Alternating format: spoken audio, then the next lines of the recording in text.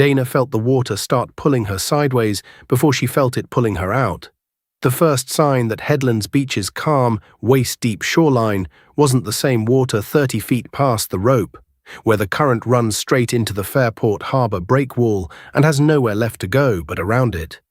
She'd been treading there for maybe 90 seconds, laughing, telling Marcus to get the shot before the light on the breakwater changed color.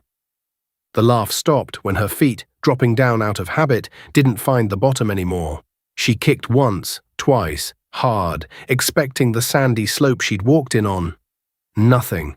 The break wall, close enough to touch a minute ago, had drifted 20 feet to her left. She hadn't moved toward it. It had moved past her, or she had, sideways, fast, without deciding to. Marcus. Her voice came out wrong the first time. She said it again, louder, and he was already turning around, phone still raised, still filming. 9 minutes from now, someone on that beach is going to dial 911. What happens in between is the part this lake doesn't put on a brochure, and it's the reason a body of water most people drive past without a second thought has quietly become one of the deadliest stretches of freshwater in the country. 6 hours earlier, Lake Erie looked like nothing worth worrying about. Dana and Marcus had driven up from Columbus for the weekend. Engagement photos, a lighthouse in the background, the kind of trip that gets planned around golden hour, not water conditions. Headlands is Ohio's longest natural beach, 2 million visitors a year. And on a Saturday in late July, it looked exactly like what it's marketed as. A family beach, kids with buckets, a volleyball net, water that, from the parking lot, looked flat enough to walk on. The sign was easy to miss, mounted on a post near the boardwalk entrance, the paint a little sun-bleached. Swim at your own risk, no lifeguard beyond marker 4. Underneath it, someone, a park worker maybe, or another visitor, had left a laminated card zip-tied to the post with a single line printed on it. Lake Erie averages 21 drowning deaths a year, more than any other Great Lake per square mile of shoreline.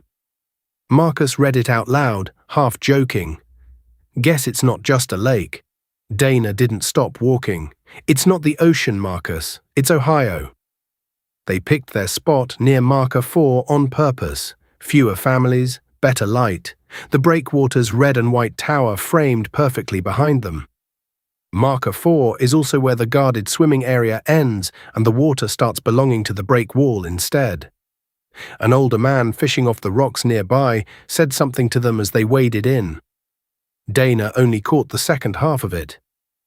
Pulls hard right along there, especially with the wind out of the northwest.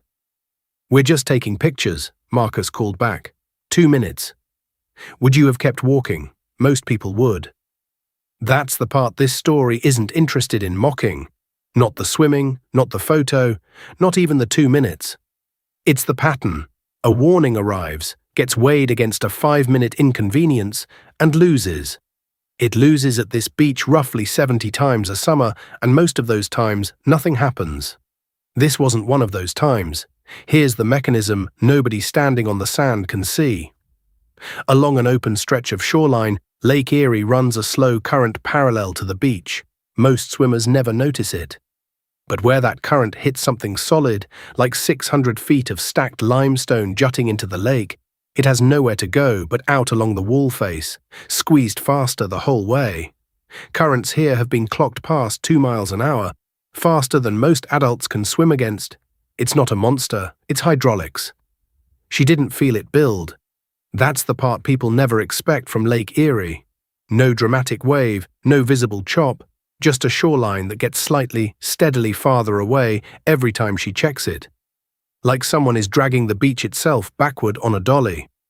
By the time Dana called Marcus's name a second time, she was roughly 40 feet off the rocks, and the water had stopped feeling like something she was standing in and started feeling like something she was being carried by. She did the thing almost everyone does first. She swam straight at the beach. Direct line, shortest distance, the instinct that works in a pool and fails completely in moving water.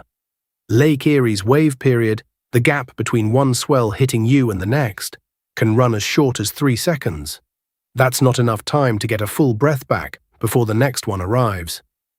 She'd get her head up, pull air, and the lake would hand her another wave before she'd finished the first one. Marcus was in the water now too, swimming toward her, not away from the current, into it, the same mistake, because his instinct told him the straight line was still the fastest way to reach her. It wasn't. The fisherman on the rocks was already shouting toward the parking lot for someone to call for help. A woman near the volleyball net heard she's not coming back in, before she heard anything else, and started running for her phone with wet sand still on her feet. 228. That's how many people this lake has taken in the last 11 years alone. Dana was maybe 60 feet out now, still being pushed parallel to the wall rather than away from it, which meant the current wasn't done with her. A structural current doesn't just pull you offshore, it pulls you along the wall until the wall runs out, and then it lets the open lake decide what happens next.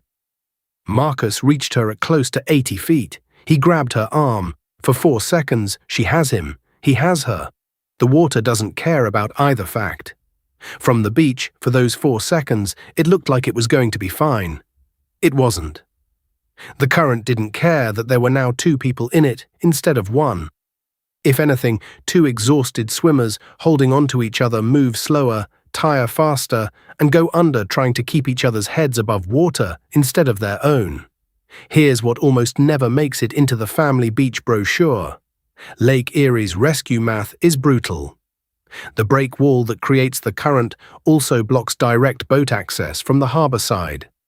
Fire and rescue crews responding to Fairport Harbour have to come by water around the wall's end, or scramble a crew across 600 feet of uneven limestone, in gear, at a dead run, before they're even in position to throw a line. By the time the first rescue swimmer reached the water, 4 minutes had passed since the first 911 call. And then, nothing. For 4 minutes, nothing. No shout, no arm breaking the surface, no sign from the water at all, just the volleyball net still swaying slightly in the wind, and a small crowd standing at the rope they weren't allowed to swim past, watching the spot where 2 people used to be. Marcus was pulled out first, 40 yards down the wall from where he'd gone in, barely conscious, having done the one thing that gave him a chance, stopped fighting the current head-on and let it carry him sideways until it weakened enough to swim free of it. That instinct, swim parallel, not against, is the single piece of information that separates most Lake Erie survivors from the ones who don't come back. Nobody told him that on the beach. He figured it out with no air left to spare. Dana didn't have the same 40 seconds he did. She went under for the last time, roughly 9 minutes after she first called his name.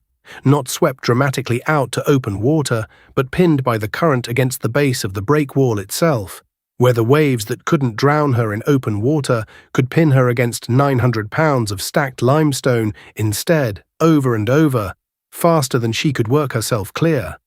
Divers recovered her a day and a half later, less than 200 yards from where the photo was supposed to be taken. Marcus told a local reporter, weeks afterward, that the strangest part wasn't the current or the cold, or even the moment he realized he couldn't reach her fast enough. It was how ordinary the morning had been right up until it wasn't. A laminated sign nobody read twice, a fisherman's warning that got half a sentence, a lake that looked from the parking lot like something you could wade into without a second thought. That's the part worth sitting with. Not that Dana was careless. Most of the people this lake has taken weren't reckless by any real measure, just unlucky enough to be standing in the one place where a warning and a 5-minute inconvenience were put on opposite sides of a scale. The lake didn't make that trade. They did. It just collected. Headlands Beach opens again tomorrow morning at 8. The sign by marker 4 will still be there, a little more sun-bleached than it was last summer. The break wall isn't going anywhere. Neither is the current that runs along it every time the wind comes out of the northwest. Indifferent, unhurried, and waiting for the next person who reads the warning and keeps walking anyway.